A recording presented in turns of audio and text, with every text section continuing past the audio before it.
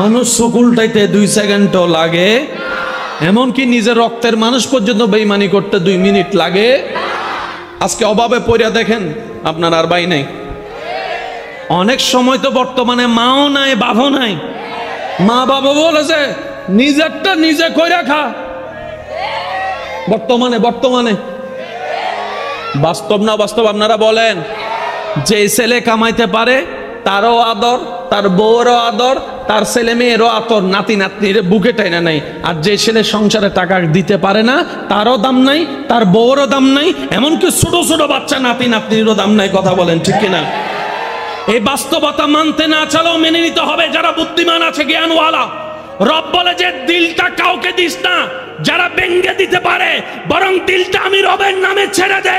আর আমি রব তো এমন দয়াবান, পৃথিবীতে বাঙ্গা জিনিসের দাম থাকে না, কিন্তু তোর বাঙ্গা হৃদয়ের দাম তোর মার কাছে না থাকলে, বাবার কাছে না থাকলে, ভালোবাসার মানুষের কাছেও না থাকতে পারে, কিন্তু তোর বাঙ্গা হৃদয়ের দাম আমি রবের কাছে 24টা ঘন্টা আছে। সেজন্য দিলটা সবসময় দিতে হবে কাকে? একটু জোরে বলেন, আরো জোরে, আরো জোরে। বান্দা হিসেবে দিব আল্লাহকে, উম্মত হিসেবে দিব নবীকে। এবার আপনার দিলে কয়জন আছে? একটু জোরে বলেন। আল্লাহ এবং রসুল, ঠিক আছে। বান্দা হিসেবে কে আছে? বলেন না, বান্দা হিসেবে আপনি কাকে রেখেছেন? আচ্ছা, উম্মত হিসেবে কাকে রেখেছেন? রসুল। 2 জন রাখলেন।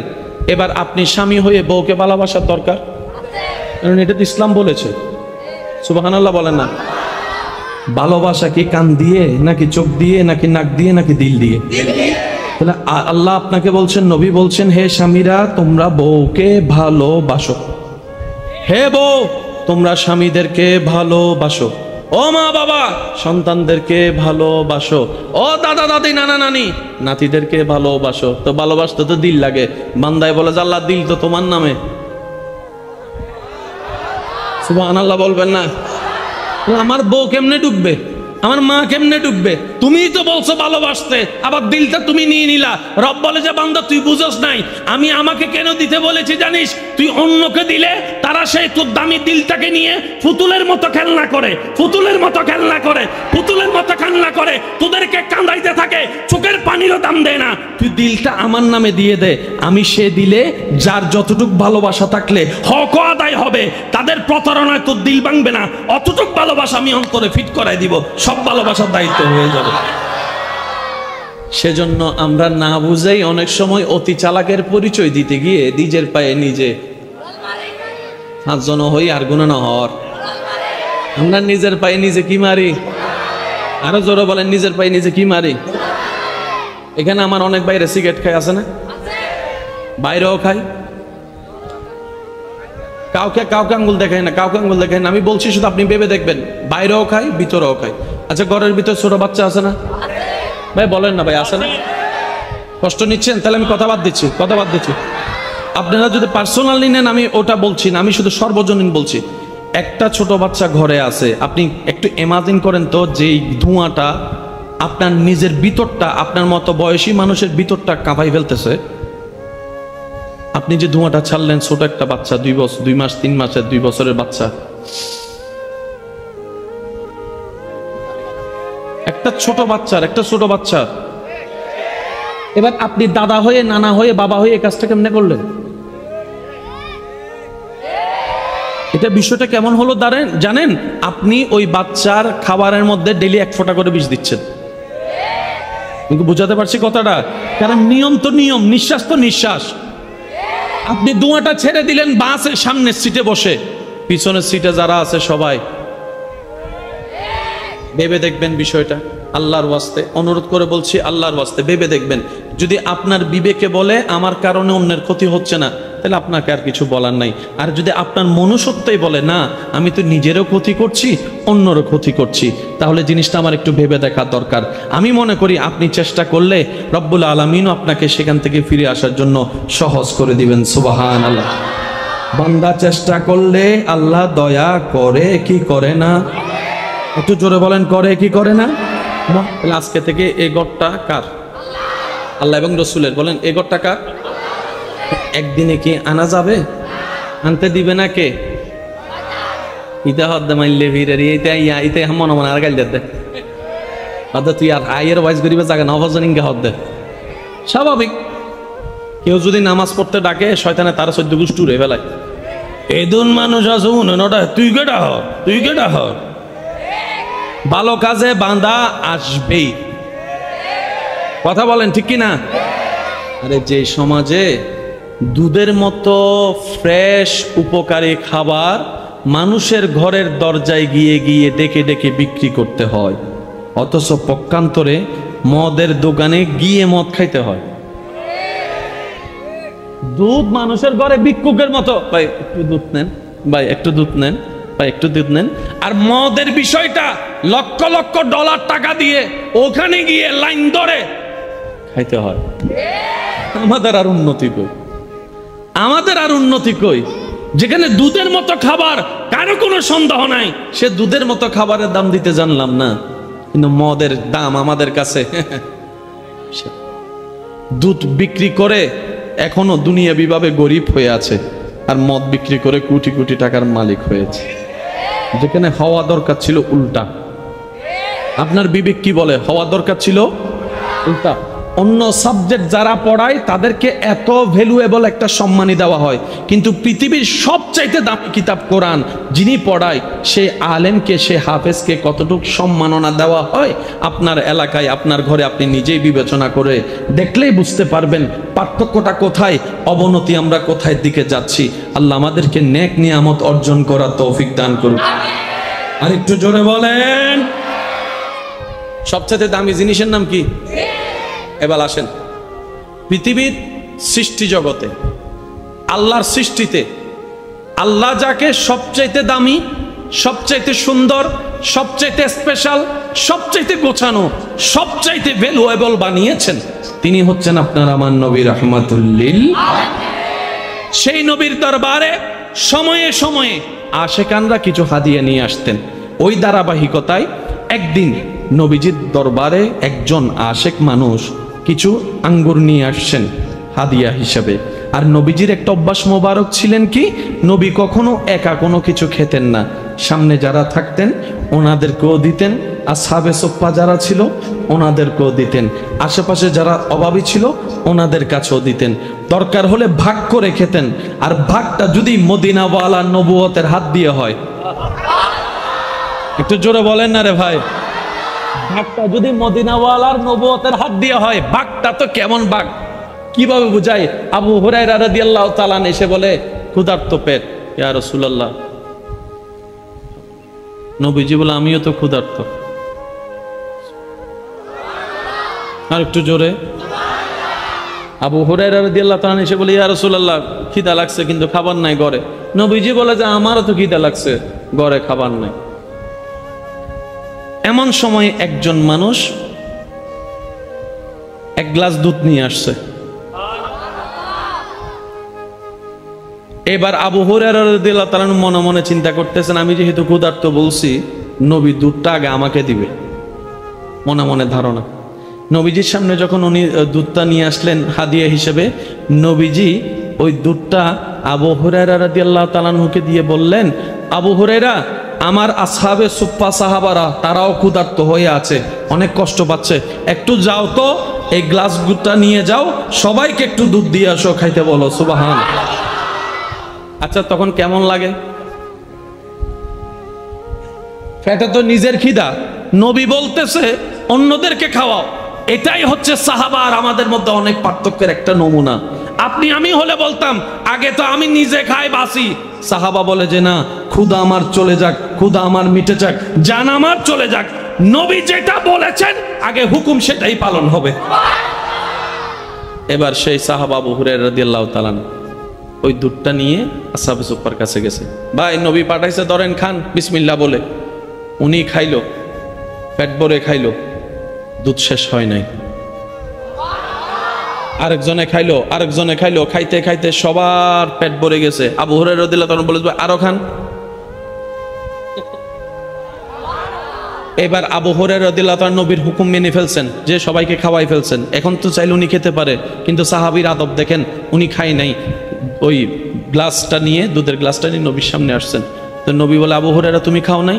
ইয়া রাসূলুল্লাহ, আপনি খাওয়াইতে না বলছেন, খাইতে তো বলেন নাই। খাইতে তো বলেন নাই, আপনি খাওয়াইতে বলেছেন ইয়া রাসূলুল্লাহ, খাইতে বলেন নাই। সরকার বলছে, এবার তুমি খাও। বিসমিল্লাহ করে খাওয়া শুরু করলো। আবু হুরায়রা আবার খাও, আবার খাইলো। আবু হুরায়রা আবার খাও। খাইতে খাইতে খাইতে এক পর্যায়ে আবু হুরায়রা রাদিয়াল্লাহু আনহু বলে, ইয়া রাসূলুল্লাহ, আরে জোরে জোরে। এবার নবীজি রাহমাতুল্লিল আলামিন দুধের পেয়ালাটা হাতে নিয়ে নবীজি বিসমিল্লাহ বলে খেলেন, তারপরে দুধ শেষ। ইউ জনাবে আবু হুরায়রা था वो कैसा जामुशिल जिससे 70 साहिबों का दूध से मुंह फिर गया। ভাগ্য গুণে সে আল্লাহর হাবিব নবীর উম্মতের খাতায় আপনার আমার মতো গুনাহগারের নাম। কি যে দাম আল্লাহ আমাদেরকে বাড়াই দিয়েছেন, কুনতুম খায়রা উম্মত বলে। হাসরের ময়দানে যতদিন আমরা যাব না কোন নবীর উম্মত হয়েছি সেটা পরিপূর্ণভাবে বোঝা সম্ভব হবে না। হাসরে যাওয়ার পরে বুঝতে পারবো যে আমরা কেমন নবীর উম্মত। সুবহানাল্লাহ জোরে বলি।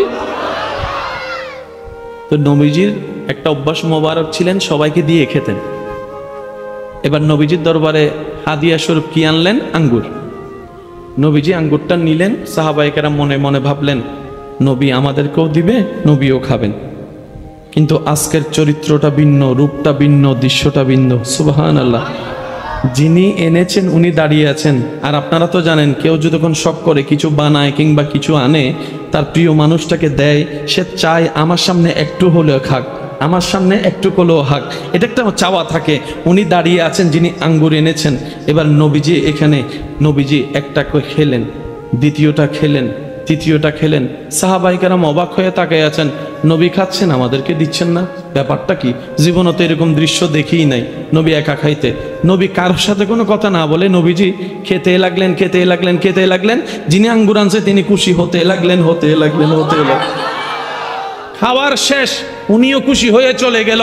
এবার সাহাবায়ে কেরাম প্রশ্ন করলেন, ইয়া রাসূলুল্লাহ, আমাদের এতটুকু ঈমান, আপনি হ্যাঁ বললো কোনো কারণ আছে, না বললো কারণ আছে, আপনি দিলেও কারণ আছে, না দিলেও কারণ আছে, এতটুকু আমরা জানি ইয়া রাসূলুল্লাহ, কিন্তু ঘটনাটা বুঝি নাই, ব্যাপারটা কি? আপনি কখনো আমাদেরকে না দিয়ে এখানে আজকে খেলেন? নবীজি বললেন, শুনো, যিনি আঙ্গুরটা আমাকে দিয়েছেন উনি মহাব্বত করে এনেছেন, খুব ভালোবাসা নিয়ে আমার জন্য এনেছেন। কিন্তু আঙ্গুর একটা খাওয়ার পর আমি দেখলাম এটা খাওয়ার মতো না, টকে টক, মারাত্মক টক। এখন এই টকটা যদি তোমাদেরকে দিতাম, তোমরা খাওয়ার পরে চেহারায় টকটা দেখা যেত, তার মনটা ভেঙে যেত, তার মনটা ভেঙে যেত। কেউ মুখ থেকে ফেলে দিতা, তার অন্তর ভেঙে যেত। আমি মদিনাওয়ালা চাই না কারো অন্তর ভাঙুক, কারো অন্তরে কষ্ট পাক। সেজন্য তোমাদেরকে না দিয়ে হাজার টকটা আমি সহ্য করে নিয়েছি, না খাওয়ার কষ্টটা আমি সহ্য করে নিয়েছি। তার অন্তরকে খুশি করার জন্য আমি টকময় আঙ্গুর নিজেই খেয়ে নিয়েছি। আপনি আমি সেই নবী রাহমাতুল্লিল আলামিনের উম্মত। তো বলে যাই শেষ কথা, অন্যকে ভালো রাখুন, নিজে ভালো থাকার আশা ওনার থেকে কইরেন না। আপনি আপনার রবের বান্দাকে ভালো রাখুন, নবীর উম্মতকে ভালো রাখুন, কোয়ার আশা ছাড়া।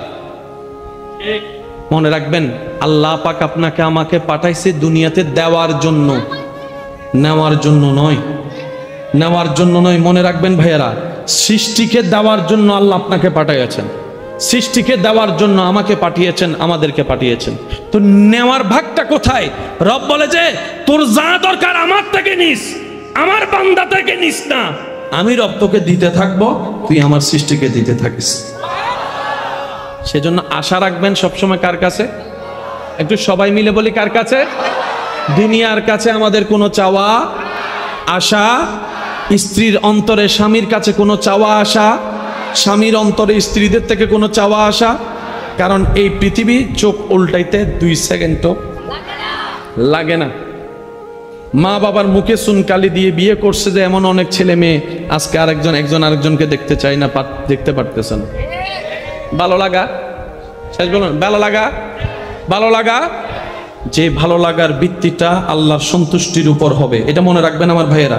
যে ভালো লাগা, ভালোবাসার ভিত্তিটা আল্লাহর সন্তুষ্টির উপর হবে, এটা কিয়ামত পর্যন্ত শেষ হবে। মাথায় রাখবেন। সেজন্য বৃত্তিটা আল্লাহ সন্তুষ্টির উপর রাখবেন। অনেকে দিল ভেঙ্গে পাগল হয়ে ভাবনাগারতে আয় বোম মারি দিন দা বাজিবে ছোট হইলে আরো জোর রহম পড়বে, ঠিক না? অনেকে দিল ভেঙ্গে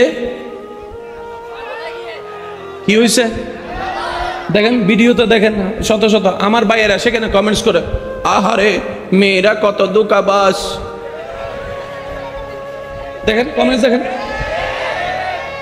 মেয়েদেরকে বিশ্বাস করি না।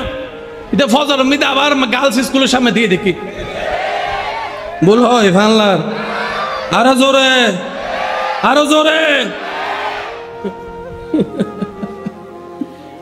বাংছে কি আউট হয়েছে কি মাথা আউট না ব্রেন বাংছে কি আউট হয়েছে কি। এবার সার স্কুলের জ্ঞান, এখান থেকে কলেজের জ্ঞান, ব্যবসার জ্ঞান, চাকরির জ্ঞান। এবার মাকে চিনে, বাবাকে চিনে, ভালো চিনে, খারাপ চিনে, পাগল হয়ে সহ্য করতে না পেরে এলাকার মানুষ, পরিবার সবাই বাধ্য হয়ে মা বাবা বুকের উপর পাথর চেপে নিজের বুকে সন্তানকে পাবনাগারতে পাঠাই দিতে বাধ্য হয়েছে। কারণ একজনের কারণে 10 জনের অশান্তি হচ্ছে। এবার তারা যাই জিজ্ঞেস করেন, এক্সকিউজ মি, প্রবলেম কি? কই দিল ভাঙছে। কি কেন? কই হেতে আমারে সেকা দিছে। তো সেকা দিছে, তোমার সমস্যা কি? কই তারে আমি সবাইকে বের করে আমার দিলে তাকে রেখেছিলাম, মাকে বের করে দিলে তাকে রেখেছিলাম, বাবাকে বের করে দিলে তাকে রেখেছিলাম, চাকরিকে ফেলে দিলে তাকে রেখেছিলাম। সেই যখন দিল ভাঙছে, আমার তো আর কিছু নাই। রব বলে যে এটাই তো তোদেরকে শিখাতে যাচ্ছি, বান্দা বেঈমানি করতে পারে, চোখ উল্টাইতে আপনরা 2 সেকেন্ড দেরি করতে পারে না, দেরি করে না। দিতে পারলে ভালো, দিতে না পারলে তোর মতো খারাপ, এই মানুষই বলবে, আর কেউ নাই। কথা বলেন ঠিক কিনা? মানুষ চোখ উল্টাইতে 2 সেকেন্ডও লাগে, এমনকি নিজের রক্তের মানুষ পর্যন্ত বেঈমানি করতে 2 মিনিট লাগে। আজকে অভাবে পড়িয়া দেখেন আপনার আর ভাই নাই। অনেক সময় তো বর্তমানে মাও নাই, বাবাও নাই। মা বাবা বলেছে নিজেরটা নিজে কইরা খা। বর্তমানে বাস্তব না বাস্তব আপনারা বলেন? যে ছেলে কামাইতে পারে তারও আদর, তার বউরও আদর, তার ছেলে মেয়েরও আদর, নাতি নাতনির বুকে টাইনা নাই। আর যে ছেলে সংসারে টাকা দিতে পারে না, তারও দাম নাই, তার বউরও দাম নাই, এমনকি ছোট ছোট বাচ্চা নাতি নাতনিরও দাম নাই। কথা বলেন ঠিক কিনা? এই বাস্তবতা মানতে না চালেও মেনে নিতে হবে যারা বুদ্ধিমান আছে, জ্ঞানওয়ালা। রব বলে যে দিলটা কাউকে দিস না যারা ভেঙ্গে দিতে পারে, বরং দিলটা আমি রবের নামে ছেড়ে দে। আর আমি রব তো এমন দয়াবান, পৃথিবীতে বাঙ্গা জিনিসের দাম থাকে না, কিন্তু তোর বাঙ্গা হৃদয়ের দাম তোর মার কাছে না থাকলে, বাবার কাছে না থাকলে, ভালোবাসার মানুষের কাছেও না থাকতে পারে, কিন্তু তোর বাঙ্গা হৃদয়ের দাম আমি রবের কাছে 24টা ঘন্টা আছে। সেজন্য দিলটা সবসময় দিতে হবে কাকে? একটু জোরে বলেন, আরো জোরে আরো জোরে। বান্দা হিসেবে দিব আল্লাহকে, উম্মত হিসেবে দিব নবীকে। এবার আপনার দিলে কয়জন আছে? একটু জোরে বলেন। আল্লাহ এবং রসুল, ঠিক আছে। বান্দা হিসেবে কে আছে? বলেন না, বান্দা হিসেবে আপনি কাকে রেখেছেন? আচ্ছা, উম্মত হিসেবে কাকে রেখেছেন? রসুল। 2 জন রাখলেন। এবার আপনি স্বামী হয়ে বউকে ভালোবাসার দরকার, কারণ এটা তো ইসলাম বলেছে। সুবহানাল্লাহ বলেন না। ভালোবাসা কি কান দিয়ে নাকি চোখ দিয়ে নাকি নাক দিয়ে নাকি দিল দিয়ে? তাহলে আল্লাহ আপনাকে বলছেন, নবী বলছেন, হে স্বামীরা তোমরা বউকে ভালোবাসো, হে বউ তোমরা স্বামীদেরকে ভালোবাসো, ও মা বাবা সন্তানদেরকে ভালোবাসো, ও দাদা দাদি নানা নানি নাতিদেরকে ভালোবাসো। তো ভালোবাসতে তো দিল লাগে। বান্দায় বলে যে আল্লাহ দিল তো তোমার নামে। সুবহানাল্লাহ বলবেন না? আমার বউ কেমনে ডুববে, আমার মা কেমনে ডুববে? তুমিই তো বলছো ভালোবাসতে, আবার দিলটা তুমি নিয়ে নিলা।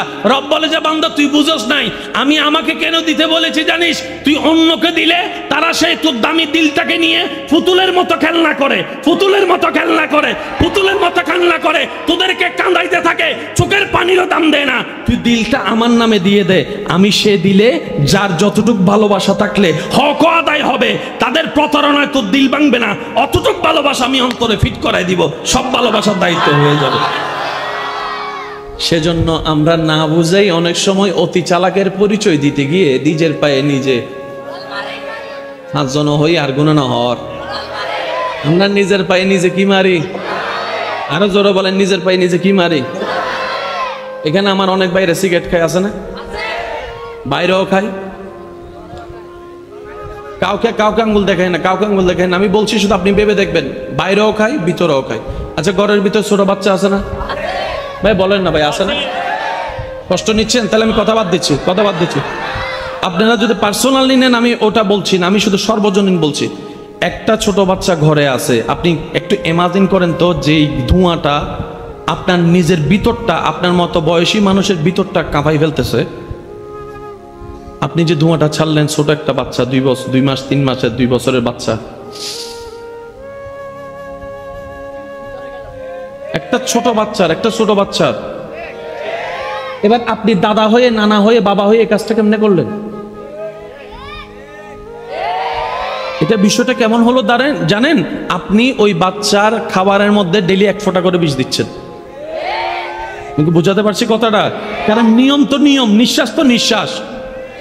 আপনি ধোঁয়াটা ছেড়ে দিলেন বাসের সামনের সিটে বসে, পিছনের সিটে যারা আছে সবাই ভেবে দেখবেন বিষয়টা। আল্লাহর ওয়াস্তে অনুরোধ করে বলছি, আল্লাহর ওয়াস্তে ভেবে দেখবেন। যদি আপনার বিবেকে বলে আমার কারণে অন্যের ক্ষতি হচ্ছে না, তাহলে আপনাকে আর কিছু বলার নাই। আর যদি আপনার মনুষ্যত্বই বলে না, আমি তো নিজেরও ক্ষতি করছি, অন্যরও ক্ষতি করছি, তাহলে জিনিসটা আমার একটু ভেবে দেখা দরকার। আমি মনে করি আপনি চেষ্টা করলে রব্বুল আলামিনও আপনাকে সেখান থেকে ফিরে আসার জন্য সহজ করে দিবেন। সুবহানাল্লাহ। বান্দা চেষ্টা করলে আল্লাহ দয়া করে কি করে না? একটু জোরে বলেন, করে কি করে না? আজকে থেকে এই ঘরটা কার? আল্লাহ এবং রসুলের। বলেন, এই ঘরটা কার? একদিনে কি আনা যাবে? আনতে দিবে না কে? ইতা হদ্দে মাইলে ভিড়ে ইতে মনে মনে আর গাল দে তুই আর আয়ের ওয়াইজ গরিবে জায়গা নবজনিঙ্গে হদ্দে। স্বাভাবিক, কেউ যদি নামাজ পড়তে ডাকে, শয়তানে তার 14 গোষ্ঠী উড়ে ফেলায়। এদুন মানুষ আছে উন্নটা, তুই কেটা হ। ভালো কাজে বাঁধা আসবেই। কথা বলেন ঠিক কিনা?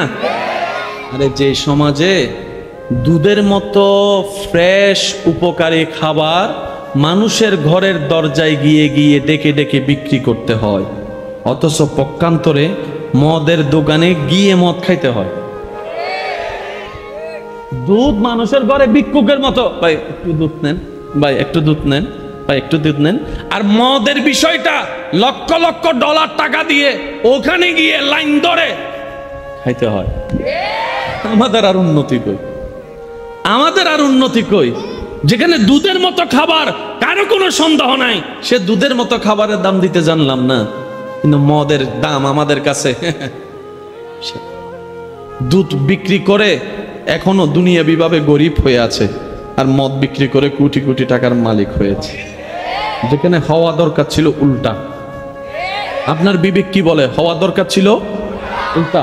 অন্য সাবজেক্ট যারা পড়ায় তাদেরকে এত ভ্যালুয়েবল একটা সম্মানই দেওয়া হয়, কিন্তু পৃথিবীর সবচাইতে দামি কিতাব কোরআন যিনি পড়ায়, সে আলেমকে, সে হাফেজকে কতটুকু সম্মাননা দেওয়া হয় আপনার এলাকায়, আপনার ঘরে আপনি নিজেই বিবেচনা করে দেখলেই বুঝতে পারবেন পার্থক্যটা কোথায়, অবনতি আমরা কোথায় দিকে যাচ্ছি। আল্লাহ আমাদেরকে নেক নিয়ামত অর্জন করার তৌফিক দান করুন। আর একটু জোরে বলেন, সবচেয়ে দামি জিনিসের নাম কি?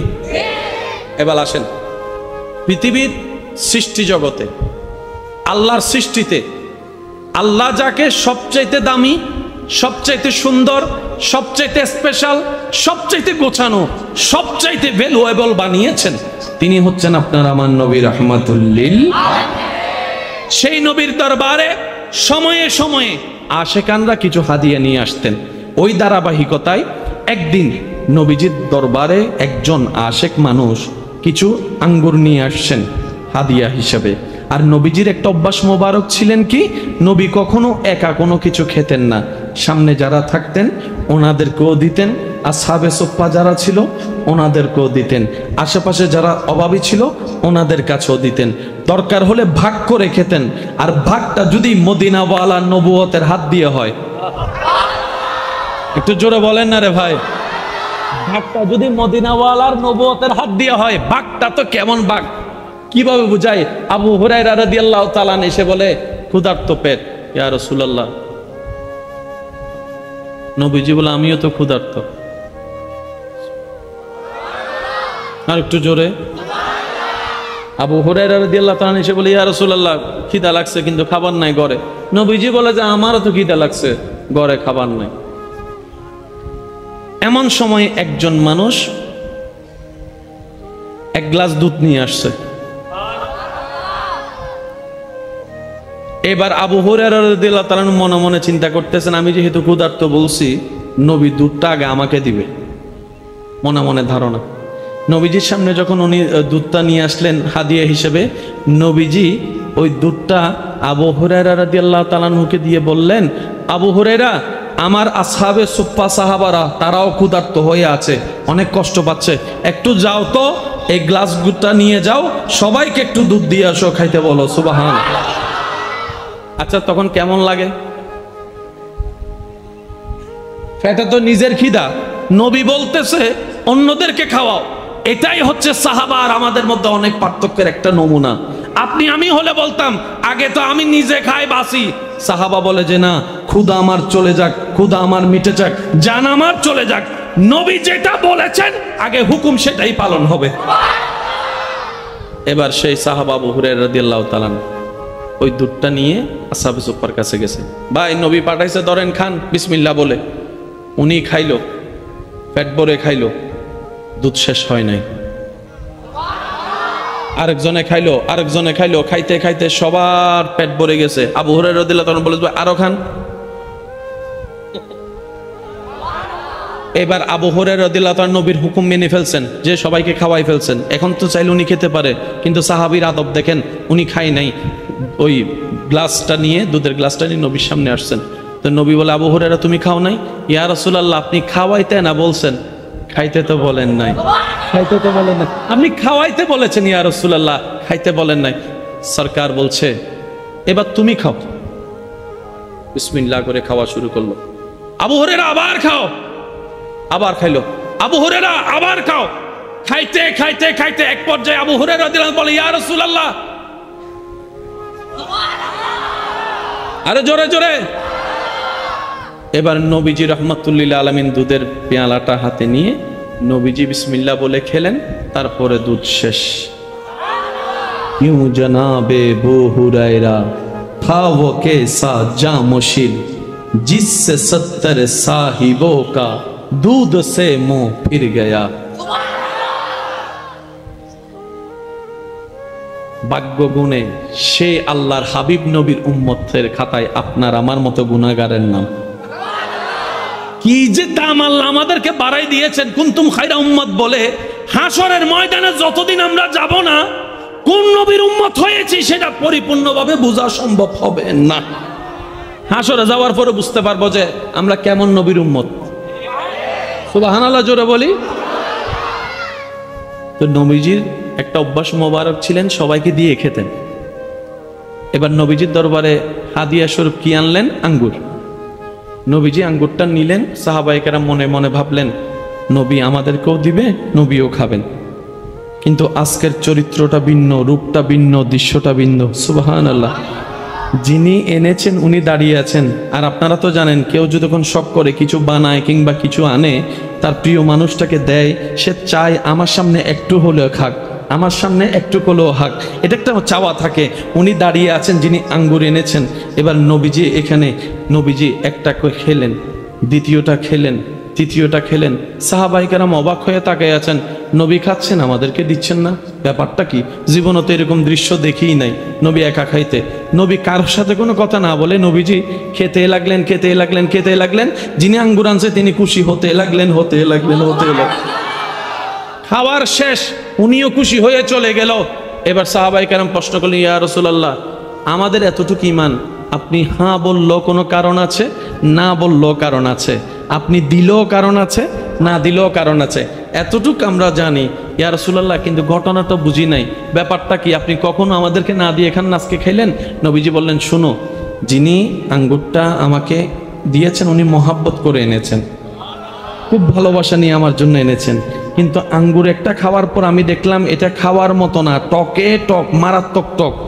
এখন এই টকটা যদি তোমাদেরকে দিতাম, তোমরা খাওয়ার পরে চেহারায় টকটা দেখা যেত, তার মনটা ভেঙে যেত, তার মনটা ভেঙে যেত।